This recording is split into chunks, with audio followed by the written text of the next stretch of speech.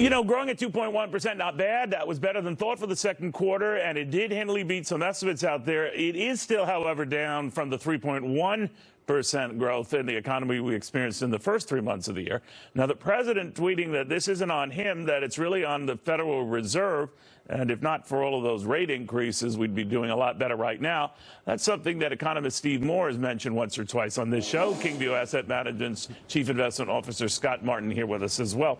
Steve, the president is aware that the trade back and forth didn't help matters any, right? So that's partly on him, isn't he?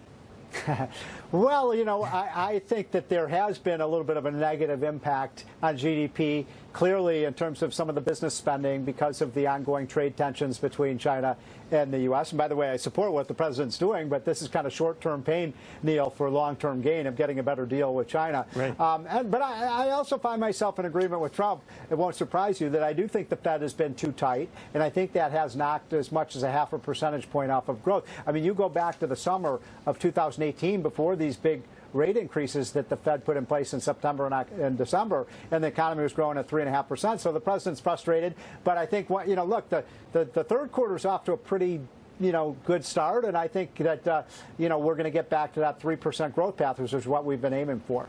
All right. Scott Martin, I mean, obviously the markets don't seem to care that much. They like the steady, sure growth. They like the fact that it's coming with little, if any, inflation. And they like the fact because of that, and maybe the trade situation to which Steve alluded, the Federal Reserve is going to cut interest rates. So all good, right? It should be all good, and I'm going to use a favorite quote from one of my favorite newsmen. If markets are bothered, they have a funny way of showing it, don't they, Neil? Now, that's your quote, by the way. You are so coming Steve's back. point. Steve, take some notes on this. I totally stole it. I know, man. I'm going to use that as my own going forward on other shows, if you don't mind. But I'll tell you what, Steve's right. I mean, if you look at interest rates, Neil, on the open market, so look at 2-year rates, look at 10-year government paper, 30-year government paper, which, by the way, friends, is about equal to the Fed funds rate. Rates have come down while the Fed has been hiking on those notes that Steve mentioned with respect to September and last December. So that tells you the Fed has it wrong. Now, what I think we have to be careful of, folks, though, is do we get this rate hike or rate cut rather next week, and that's it because data has started to look better again, or does the Fed keep on this rate cutting path that the market expects them to be on?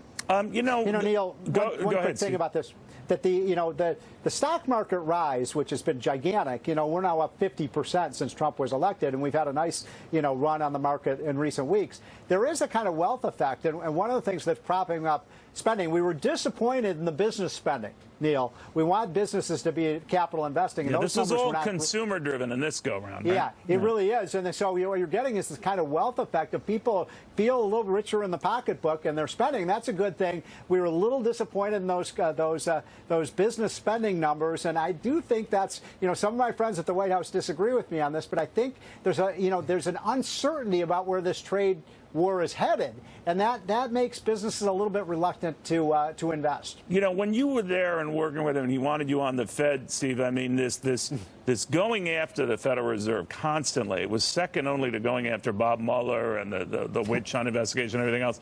He is obsessed with the Fed. Yeah. And that's not easing up. But he does know, right, that if the trade thing isn't going his way, that the Fed seems to be ready to help him out.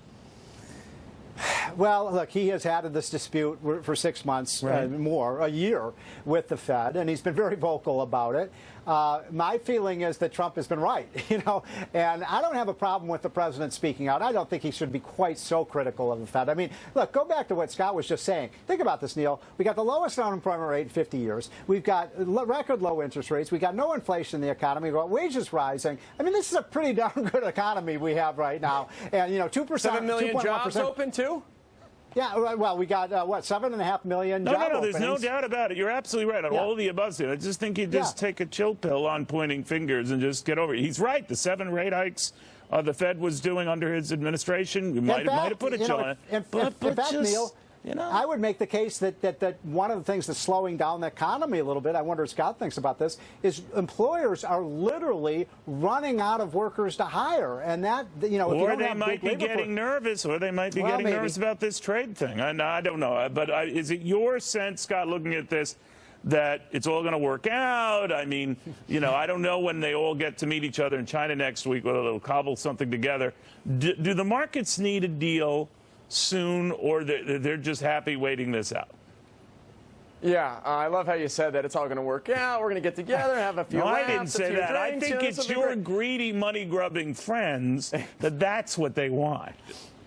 Well, they're not my friends anymore. They were yesterday. But I'll tell you, there's something that is going to come out of this. And Steve's right. I hate to put it this way, but it is about playing the long game here with China, because we've been so, say, coddling with them with respect to them changing their ways for so long, for decades, really, and they haven't done anything. So to me, this is long-term progress that's going to be made if there is any short-term pain, which to your point earlier, though, Neil, I think the Fed is paying very close attention to. So if this heats up with regards to a trade war, you're going to see the Fed come in and save this thing. All right, gentlemen. Neil, I didn't mention to sidetrack your question about does the White House believe the trade war is a problem?